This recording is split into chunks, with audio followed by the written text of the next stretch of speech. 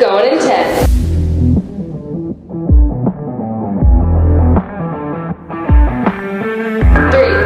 2, 1, go. Welcome, Erin, to the Slime Live Experience. Are you excited? Yeah. Have you ever podcasted before? No. First time? I've never podcasted. So. Well, you're quite the conversationalist. Yeah. So I feel like it'll go good. Not that worried.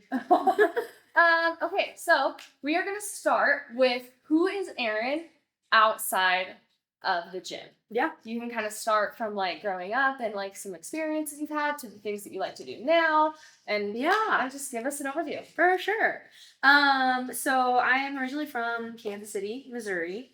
And I was a swimmer and I played volleyball, and then I really transitioned kind of out of sport.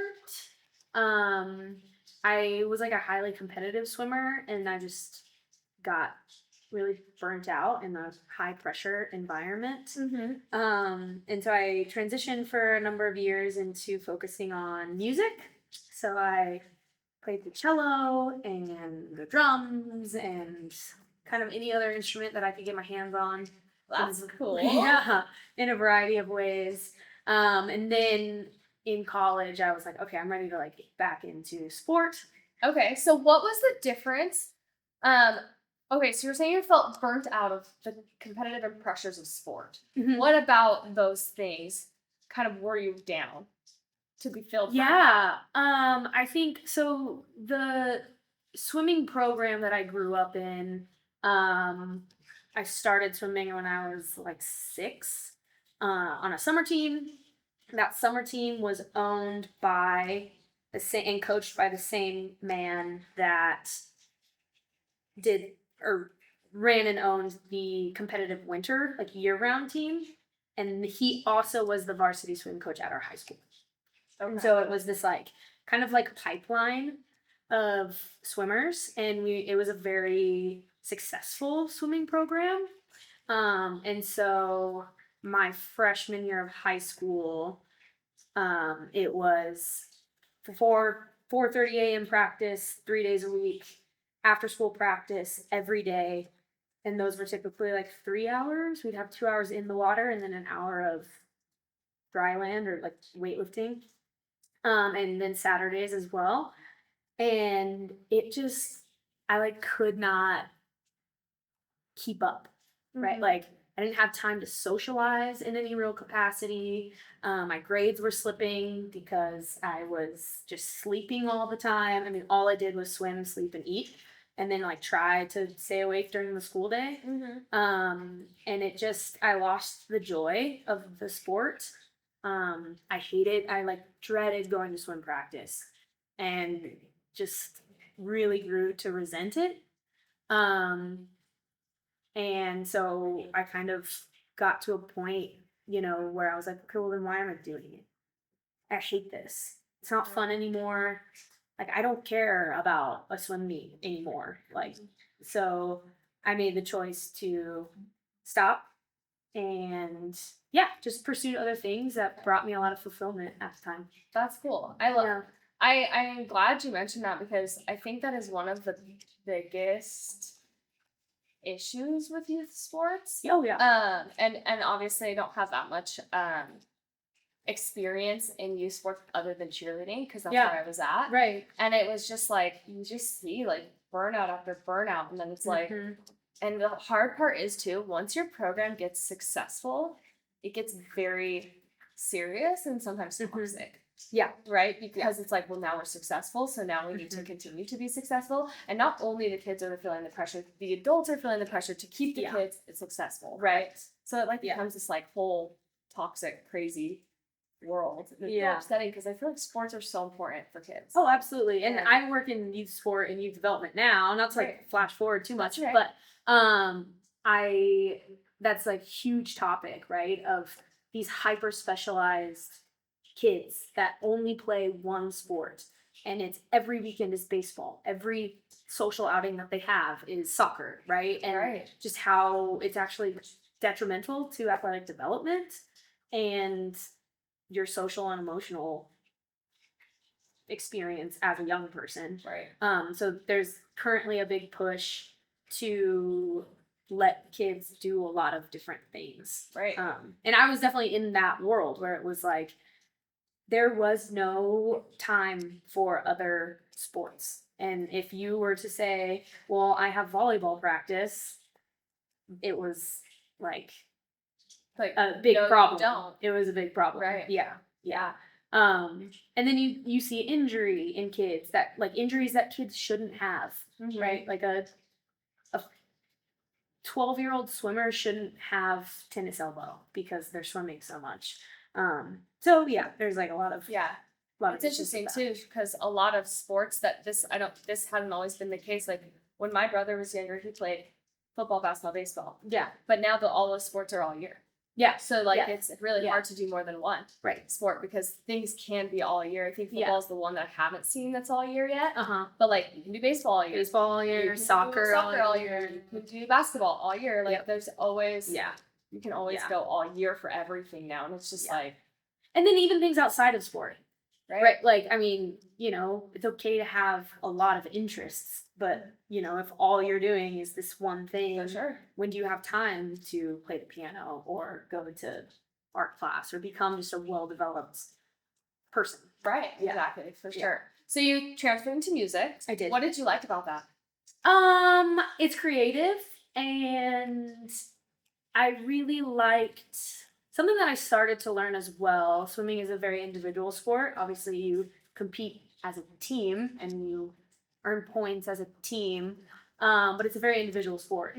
And I really liked the communal aspect of music, like creating something with a lot of other people. And so that's something I started to learn about myself, is that I'm much more team oriented. So I liked the creativity of it. I felt like I fit in with the people in the arts very well. And it was just fun. And I had a lot of friends that also, you know, were in band and orchestra and all of these different things.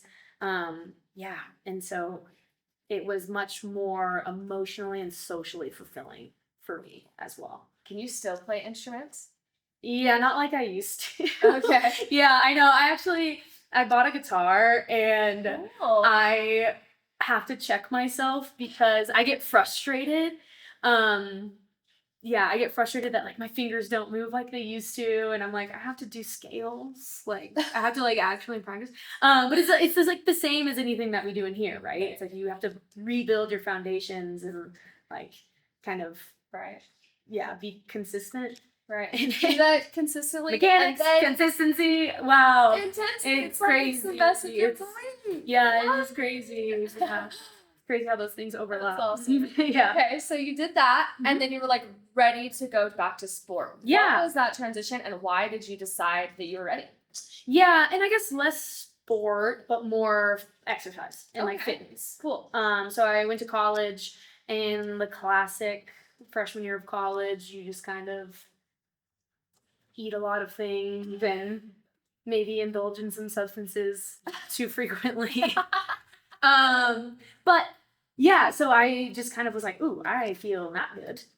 So I just started like exercising again, started taking different classes in university. So we had like a HIIT class or like an MMA class or this, that, and the other. And a lot of the other girls on my hall, we would exercise together. So it was still this like kind of social, community oriented thing. And then I realized that is also a big part of my personality, that I do enjoy being an athlete. I do enjoy moving my body, and especially with other people. And so kind of got back into just exercise. And then I ended up pursuing a degree in health and exercise science. So it just kind of, that's awesome. all came back into my life. Yeah. One of my absolute favorite things about you is that you try everything. Like I remember when Jack of all trades, master of none. But like you're a journalist. I love it. I remember when you first started, you were like, I've just been taking this I don't remember what you were taking. Was it jujitsu? Maybe at the time? Have you done Muay jujitsu? Thai. Muay yeah. Thai. You're like, I'm doing this Yeah. Muay Thai class. You should come. And then you're like trying something else. And I get fight pillow, and I'm like, it's just Yeah. so. I love the like experiment type like personality that you Yeah, have. thank you. And so like I Thank guess you. what are some of the things that you have tried and things that you've loved and things you haven't Hmm. loved, and like maybe go into that a little bit. Yeah, for sure. So actually, yeah. So after college, throughout college, and then after, I trained in boxing first, and then transitioned into Muay Thai. And so I like the intensity of that. That I enjoy moving my body that way. I really didn't like fighting people. I'm like too tender. I'm like, oh, I'm sorry. Like, I actually really don't want to hurt you, and please don't hurt me. But I like the training part of it. So yeah, Muay Thai. I played on a Gaelic football team when I lived in South Korea. So that's like Irish rugby, which is a very wacky sport. Yeah, you should check out Gaelic football. It's wild. Um, so I've done that. I mean, I enjoy like pickup volleyball. What else have I done? Running, trail running, mountain biking when I first moved out here. Now I ride a bike in different ways. I snowboard. Would Would you consider yourself like pretty naturally athletic?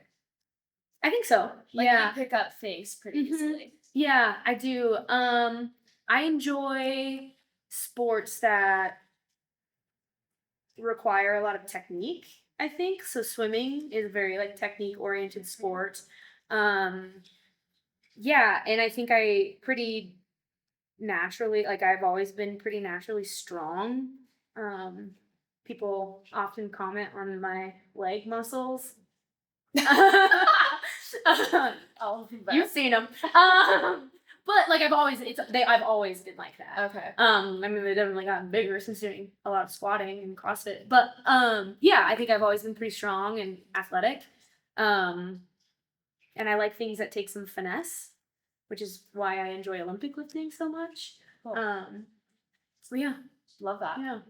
Why did you live in South Korea? Why did I live in South Korea? Yeah, tell me a little bit about that. Yeah, so I got to the end of university, and I actually had gotten a job as a baker in the Tetons. And so I was gonna move. I was like, because I went to school in Southern Iowa. I'm from Missouri, so I was like, I'm getting out of the Midwest. And so I was like, I want to move to the mountains. So I'd gotten a job as a baker in the Tetons. And my partner at the time decided that he was going to move to South Korea to teach English and asked me to go with him. And it just seemed like a great opportunity. And it was, right? I mean, you get paid. It's a great way to live in a new place and make money. It was like we can save and start paying off our student loans and all of those things. Yeah, so we moved to South Korea and taught English for a year. And then in Asia as well, I dove much deeper into martial arts and Muay Thai. Cool. Yeah. Awesome. So after that journey, is that when you moved to Utah? Yes. After South Korea, we came back, and again, my partner at the time wanted to pursue therapy, a master's degree to become a therapist. And so we got jobs out here working as guides for a wilderness therapy company. So we were taking kids out on different trips, basically backpacking, rock climbing, skiing, mountain biking, all those sorts of things. And then I just stayed because I liked Utah so much. What was that place called? It's called a Spiro. It no longer exists. The troubled teen industry is fairly controversial. And so it's a little, I even have kind of mixed feelings about my time there, but overall it was a good experience and a good company. Yeah. So. You can correct me if I'm wrong, but from what I understand, most of your jobs are nonprofit. Yes. Helping people. Yes. Is that something you're passionate about? Yes. And something I found out I was just good at. that was like Okay. part of it, right? It was Cool. kind of like, I got this health and exercise science degree and, wanted to work with people in like a health and fitness capacity. I'd considered nursing, or physical therapy or something in that realm. And then sort of just in this way that life fell together, after I worked, as a wilderness guide, I was like, ooh, well, I really like working with young people and I really like working with like kids. And so I transitioned. I worked in homelessness services for a number of years and ran a transitional living program for young female identifying youth that were homeless. And then just kind of found my strengths working really well in that kind of a job, just sort of naturally. It was like, oh, these are strengths that I have that make me good at this kind of work. And there's obvious fulfillment in it, and so yeah. What are those strengths? I think that I can talk to anyone. Like True. I can talk to a brick wall about cement. So, it's like most of my job is like, wow, I just get to talk to people. This is awesome. But then I also think I have a pretty natural capacity at making people feel welcome and like safe in a place. I think I'm pretty non-judgmental. I am stubbornly optimistic. I think I've worked hard at that one to like acknowledge maybe hardship and struggle and a variety of experiences and still choose to kind of focus on the positive things that can come from it.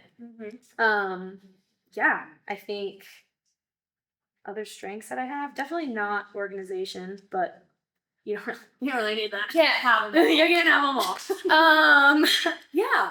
Cool. I think those are the big ones. I Yeah. love that. So right now your job consists of working with kids.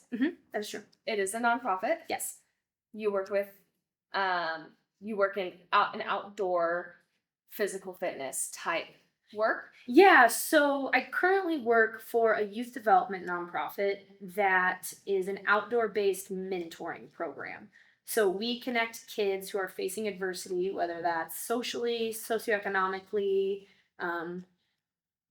culturally, just facing adversity, and we connect them with adult mentors, so people who volunteer their time, kind of like a big brother, big sister mentor, and we use outdoor sports as the vehicle to like provide kids with mentoring. So primarily skiing and snowboarding, and we're expanding that into some other summer opportunities as well. Cool. That's awesome. Is it all kids or is it just girls?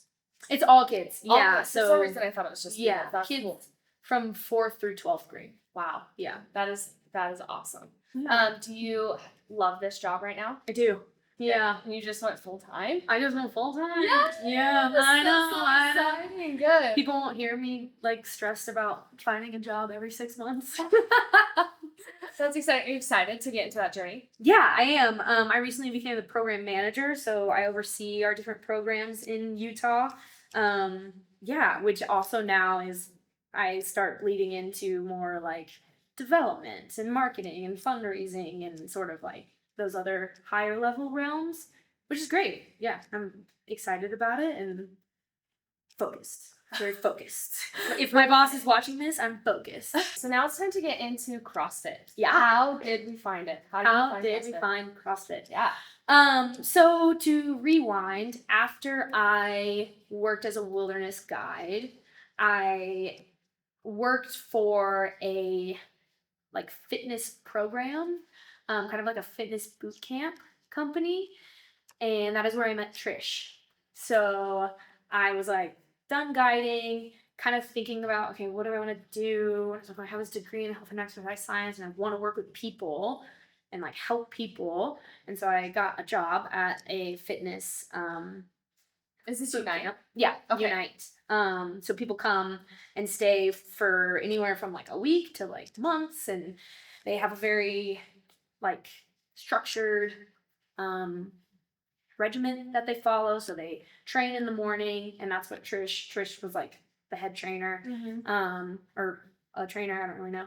And then in the afternoons, they would go on a hike or do yoga and kind of more low impact sort of things. And so I worked in the afternoons, took people on hikes. They did yoga. I was the most out of shape I'd ever been in my life, actually, which was very funny to me. Like, I was like, ooh, should probably start taking care of myself again. Yeah. But anyway, I was like getting back in that world and met Trish, and I was like, that is the strongest woman I've ever seen in my life. How do I do that? And so I kind of asked some people, and Trish and I didn't really overlap a ton because Trish, like, who's that buff girl? I straight up, I was like, who is that buff chick with the tattoos? That's like sick. Like, how do I beat that? And so our schedules didn't overlap a ton, but I was like, who are these people? And one of the other trainers was like, oh, that's Trish. She and her partner actually just like bought a gym, like a CrossFit gym. They're like taking over this CrossFit gym. They do CrossFit. And throughout my life, a lot of people had been like, you should try CrossFit. I think you'd really like it. And I was like, no. Like, I was like, CrossFit, like, you know what I mean? CrossFit, like, just the total stereotypical, like, bro, clanker, like, you know, like, throwing weights around, whatever. It's like, that, no, absolutely not. Anyway, so they were like, Trish does CrossFit. Her partner just, like, is taking over this gym. I was like, that's crazy. And so then there was a shift in, because Justin would come to Unite and like give talks on sleep or health, or sometimes he would kind of like fill in. I didn't know. Yeah. And we ended up working a shift together. We like took some folks on a hike and we're in the van like chatting, and I was like, hey, I heard you just like took over a gym. Like, what's that gonna be like? And he was like, I have no idea. And so we kind of started chatting, and I was like, okay, I was like, a lot of people have told me on like CrossFit, what is it? You tell me. Yeah. Like, I was like, tell me, how would you explain it? And I really liked what he had to say.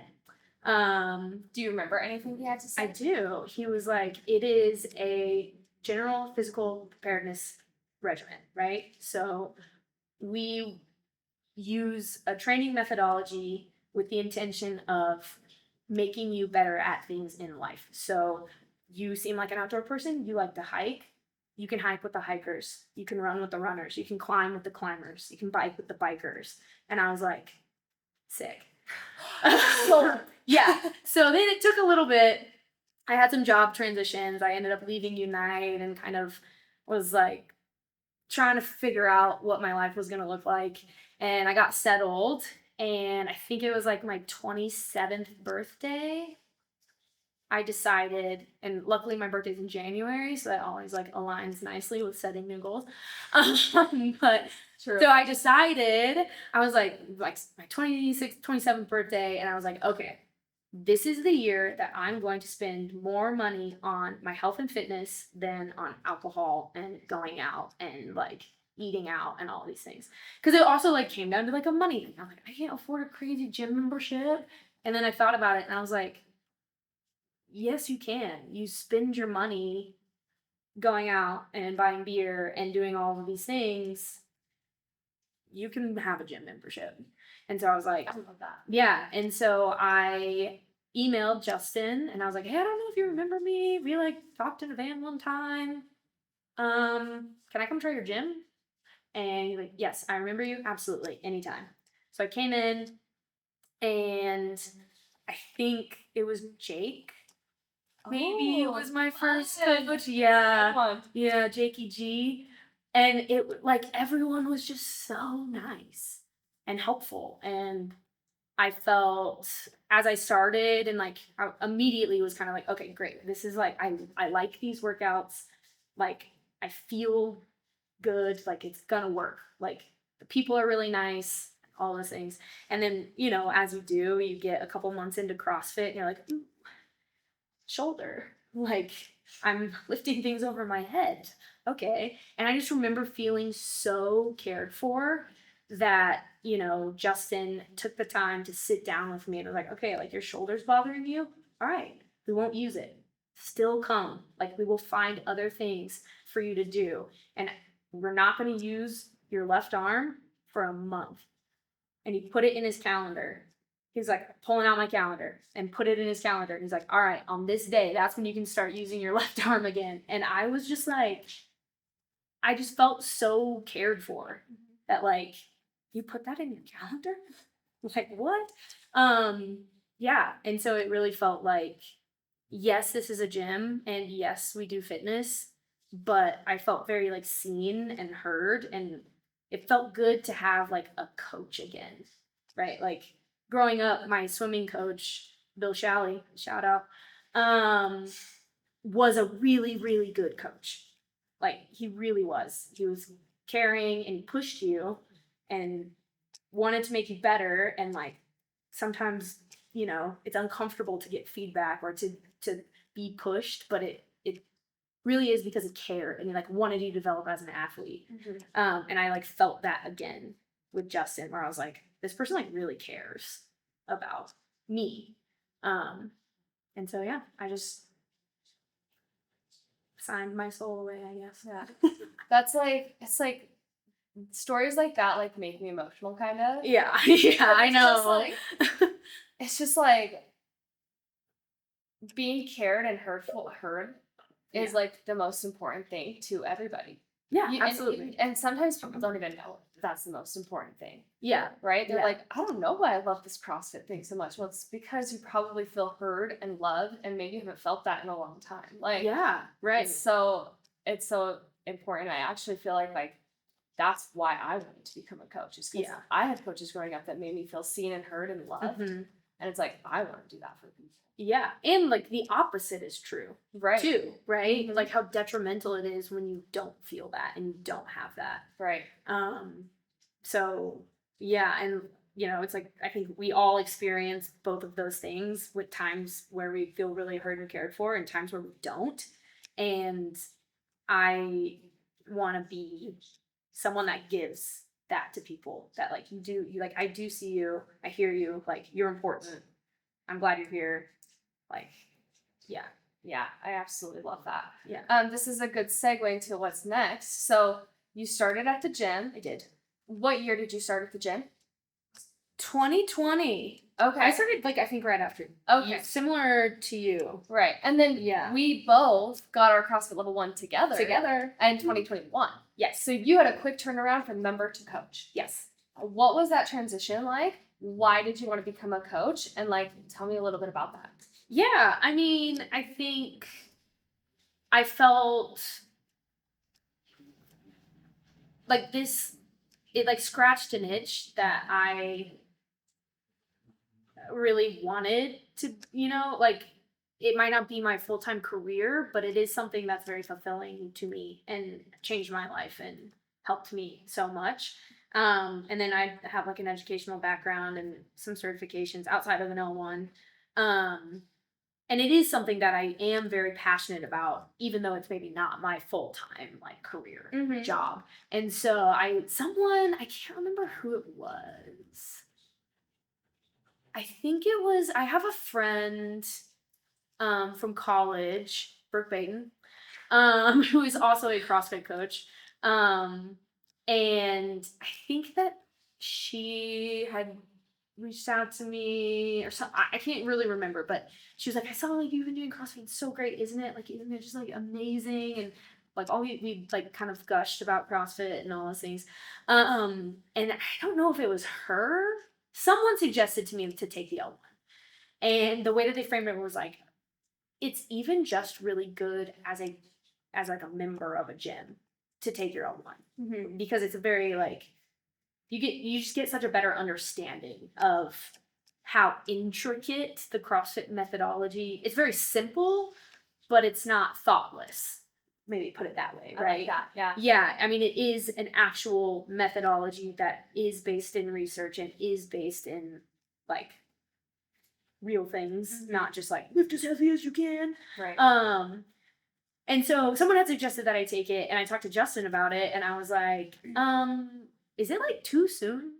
Like, I don't even know if I've been doing this for a year. Like, is it too soon for me to like take this L1 course? And he was like, no, not at all. Like, I think with your background and like just who you are as a person, it's gonna be really valuable. And the gym was still like pretty new in its transition, and he was like, and like we can talk more about this, but I would love to like have you as a coach. Like, I think you would be great at it. Like, you bring so much to the table and these ways. And so I took it with you, and here we are.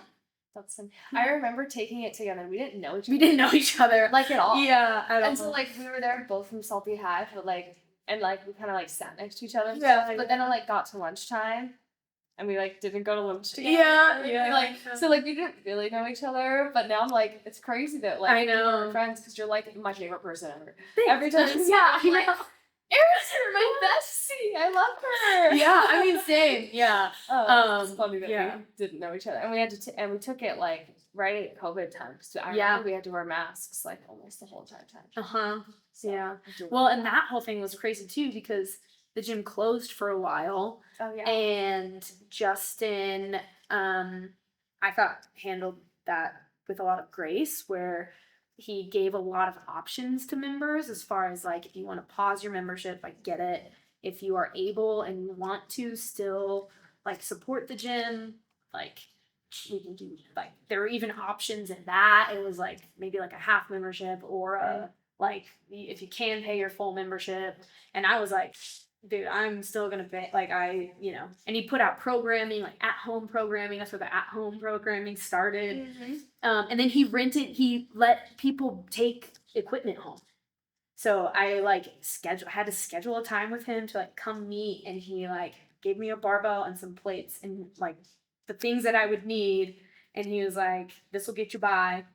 Like, so I was just doing CrossFit in my garage, and like came back, and I can't remember what we did. It was some benchmark. And I was like, I just ran the fastest mile of my life. Like, I like came in and looked at the clock and was like, what the? Like, I've just been doing this in my garage. I think I had like a 15-pound barbell and like 2 10s and 2 15s. It was like not anything crazy. And yeah, came back and we like ran something, and I was like, okay, I guess this works, dude. Like, I guess they were right. Yeah. CrossFit's been working. Yeah. Can't So believe it. I chipped my tooth. Oh, That was when I chipped my tooth. COVID? Yeah, I was working out in my garage, and it was a push press, and I like whacked my no. chin. And yeah, I was like, well, I guess I'm keeping the bar close, but Good mechanics though. anyway, that was a good dentist. That was 5 years ago, 6 years ago. Hilarious. Yeah. What is one of your favorite things about coaching? My favorite thing about coaching. I think, honestly, to be quite frank with you, I mostly don't give a shit about people's progression in fitness. I do care about people getting more fit and getting healthier. PRs are great. You love to see that improvement. At the end of the day, I would rather someone come in and basically stay the same as long as they're evolving as a person. That's my favorite thing to see, is the change that happens in people's confidence in themselves, and just like you can see it. You like see it happen where someone comes in and they're really timid, or the way that they speak about themselves, like, well, I can't do it, or I never do things like that, or whatever. And then flash forward to a year later, and they're like, yeah, I'm doing that RX, or yeah, I signed up for that race, or like, yeah, I'm interviewing for new jobs. And like just the confidence that happens, that change is like what it's about to me. 1,000% agree with you. Yeah. Like, you can use a 15-pound bar Right. and a 10-pound dumbbell for your entire CrossFit career. I really don't care. But, like, I'm Yeah. so right there with you. Yeah. I feel like I'm so happy for people when they PR. I'm so happy when Oh, they yeah. see this fitness Yeah. journey. But when I see someone do something with confidence, yeah. I like am beaming. Yeah. I'm like, they are like growing and they love themselves and they're like, I don't know, like seeing people gain confidence Yeah. is one of the biggest rewards I would say Yeah. in this work. Yeah. And there's a lot of little indicators of that, right? Where, like, either it's like, I signed up for a mud run. Right. And, like, I'm just going because it's fun. And it's like, well, you a year and a half ago would have never, right. like, signed up for a run. CrossFitters notoriously hate running or whatever it is. Right. And you see it a lot, like, I mean, everyone, like, I think especially being a woman in a gym space is really intimidating. One of my favorite things about CrossFit is that there are no mirrors, which is like sounds maybe shallow, but it's like a big thing, especially for a lot of women that like feel very self-conscious and uncomfortable in workout clothes, first of all, and then like to be surrounded by mirrors and like bros and the whole thing is just kind of uncomfortable. And so you see it in a lot of ways where it's like, you know, somebody comes in shorts and they're like, yeah, I never wear shorts. Right. You're like, that's awesome. I love that for you. So Yeah. Shorts right Yeah. now, right. Yeah. That's and like the compliments that you get was like, you look really strong. for sure. Is like, yeah. All right, we're gonna play a game. Okay. You want to play a game? Yeah. Okay. It's called Firsts and Worsts. Yes. Okay. Okay. Okay. So, what was your first CrossFit experience? First CrossFit experience? The first time I came to the gym. Okay. Do you remember anything about that experience? Mm. Other than you already kind of told us you felt really welcomed and loved and kind of into the community right away. Do you remember the workout? I don't remember the first workout. It was something with a medicine ball and a box. Sounds fun. Yeah. Uh-oh. And I remember Jake G just like being fun and silly. The first workout I remember was Salty Grace, burpees and burpee over the bar. And clean and jerks. And clean and jerks. Yeah. And it used to be 6 rounds. I don't know if that one's changed. I can't remember. Was it 6 rounds of 5 and 5, or was it 5 rounds of 6 and 6, or? It was 5 rounds of 6 and 6. Because it ended up being 30 clean and jerks for sure. Yeah. So it was 5. I think it was 5 rounds of 6 burpees over the bar, 6 clean and jerks. Sorry if that's not right, Justin. And I remember doing it and being really surprised at my time. Like, I was like, oh, wow. And then I remember, because we wrote the time on the board, and I remember Justin looking at it and talking to Jake, and he was like, is that right? And I like did 1.0 and it was like whatever, and he was like, is that right? Jake was like, yeah, she was cooking. And I was like, yeah, I was cooking. And burpees and clean and jerks are still, I would say, my wheelhouse. Yeah. Favorites. Yeah. Okay. So I like that one. Yeah. What was your worst CrossFit experience? Ooh, worst CrossFit experience. That's a hard one. I am gonna be really candid and say that my first competition, I didn't love it. I put a lot of pressure on myself, and I was very nervous, and I just felt. I almost like reverted back to like a teenager when you feel a lot of pressure, or I felt a lot of pressure to perform, but it was all like self-induced pressure. Like I just was like pressuring myself and was afraid that if I didn't do well enough that people were going to be disappointed in me, which is not the case at all. And I also I didn't handle my stress very well. I think I was like kind of pretty cranky to my teammate and the people around me, which I didn't like.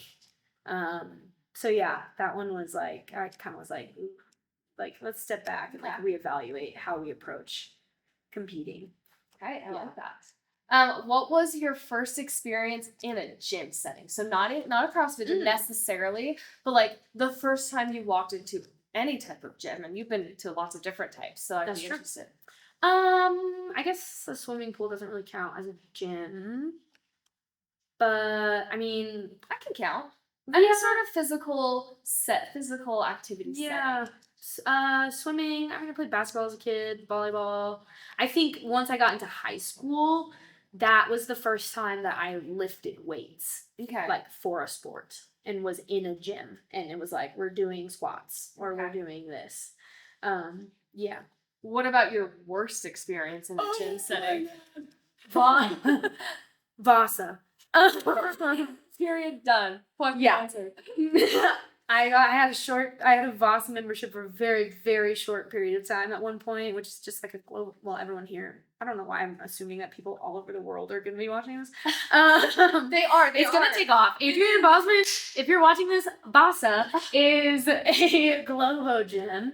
Yeah, and I just felt like the kid at school who is new and doesn't know where to sit, and I'm like wandering around. I'm like, I guess I'll go to this machine because it's open, and like didn't know what to do and felt very self-conscious. And yeah, that's my worst gym experience is a Vasa, and that's kind of grungy.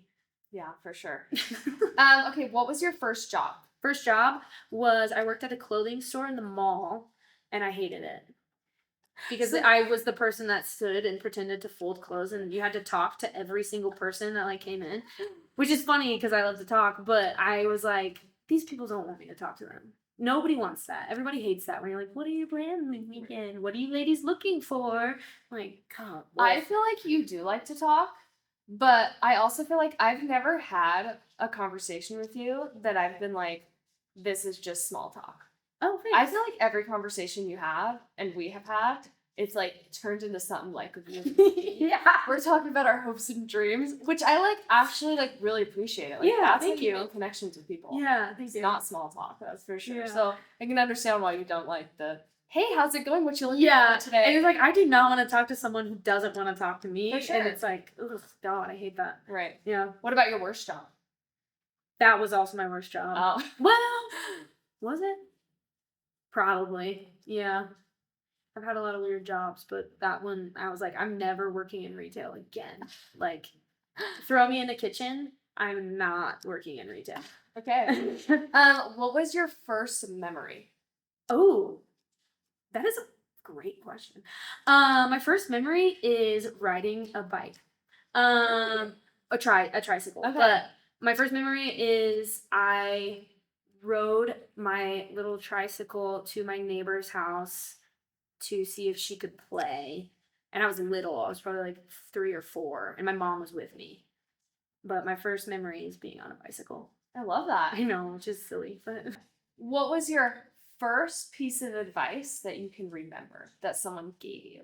oh, If you first can piece of remember. advice. I would say the one that sticks out to me is my mom told me to never let anybody call you a name, because that is where like if someone is disrespectful enough to you to call you like you're a bitch, or like you're like to say call you a name, that's like the first step. Like it's not going to get better. So like the way that you accept being talked to is really important. That's great advice. Yeah. That's good mom talk right there. Yeah. And I think a lot of people are thoughtless about it. Sometimes, like, it's like they say things, they don't mean them or whatever. But I also was taught very early by my parents to, like, stand up for myself if I feel disrespected. That's awesome. Yeah. What is the worst piece of advice you've ever gotten? The worst piece of advice that I've ever gotten.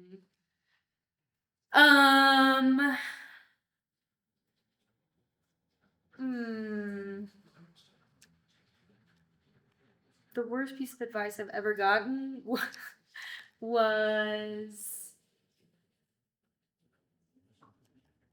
That's hard. I think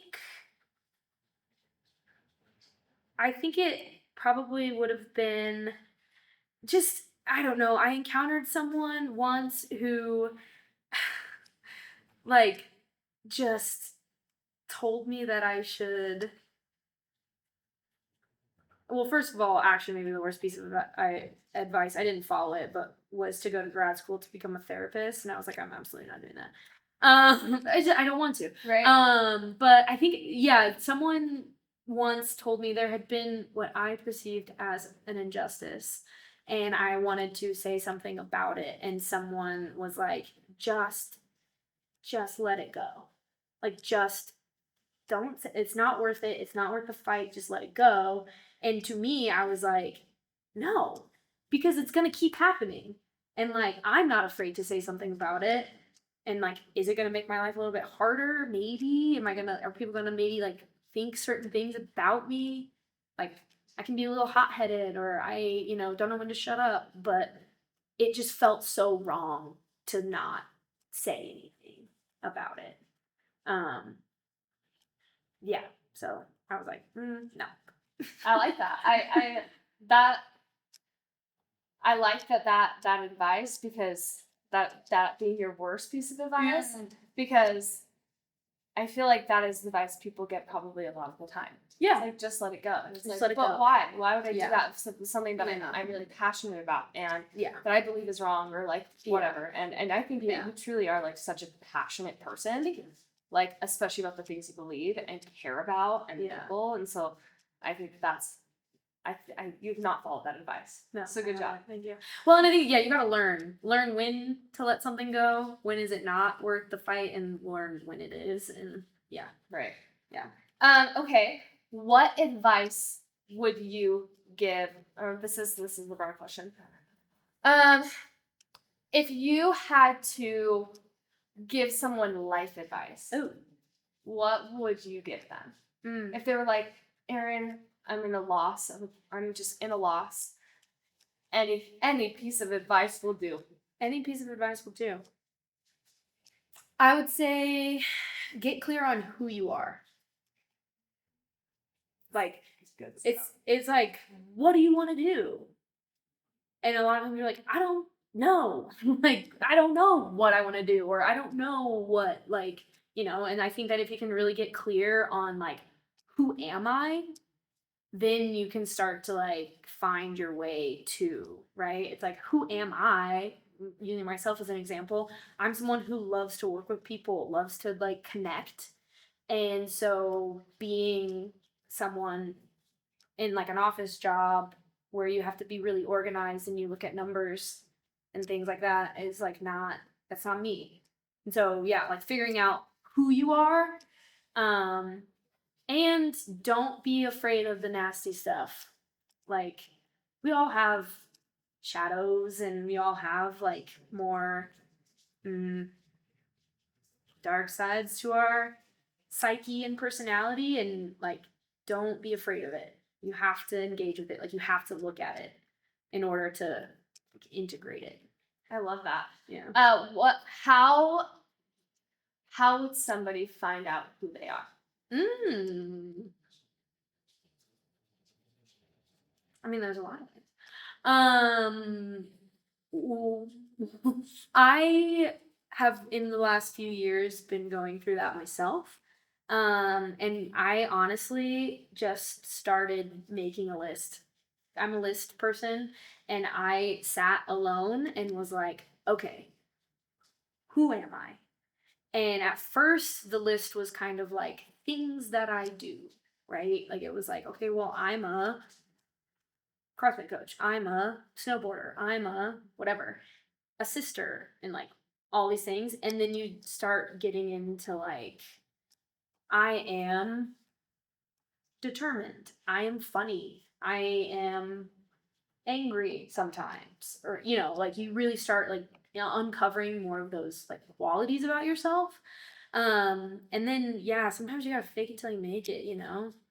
Like, I remember I used to have a really hard time accepting compliments, like most people, right? And you're like, no, and you like brush them off.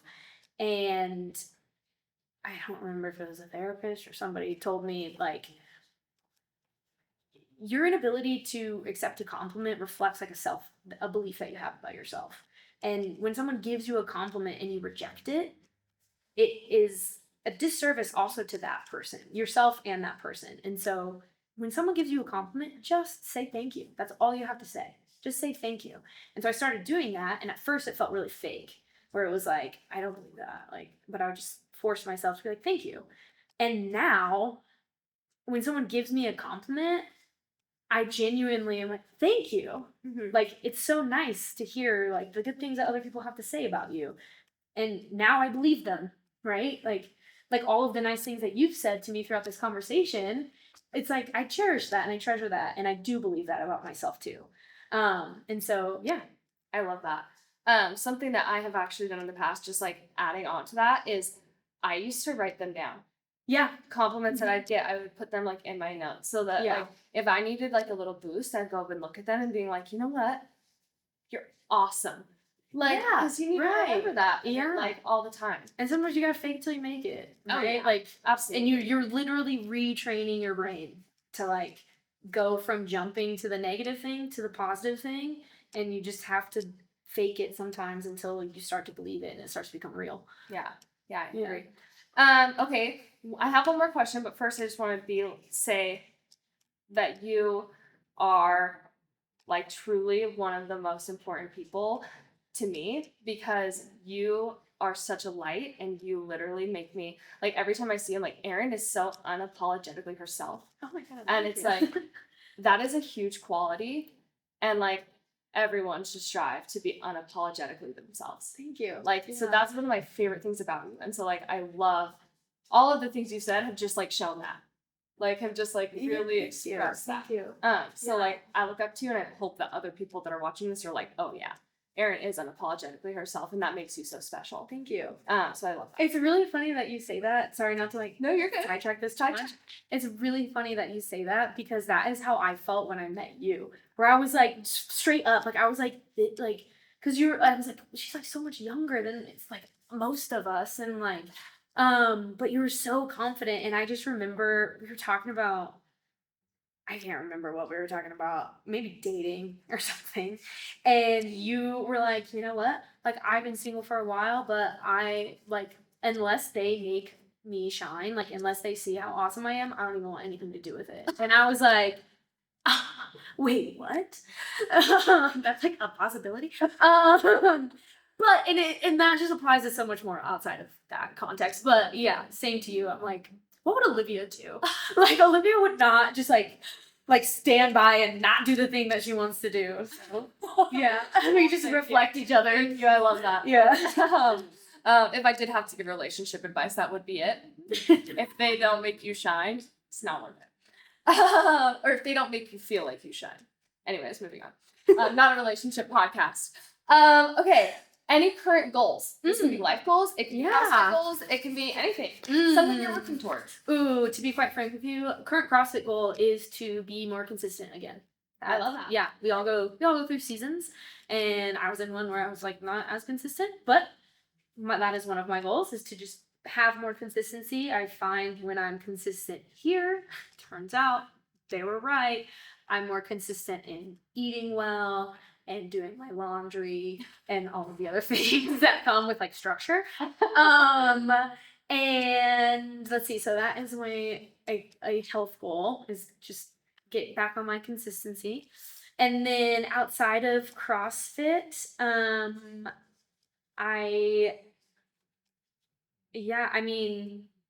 goal that I have is to ride my bike more. Yeah, I mean, awesome. I ride my bike a lot, but do longer rides. Like I want to get into the kind of like 50, 100 mile. Like road racing or mountain? More like gravel, bike packing. Cool. Yeah, less race, more recreation. I love it. Yeah. Thank you. Okay, well, thank you for coming. Thanks. That was so fun. I love that podcast.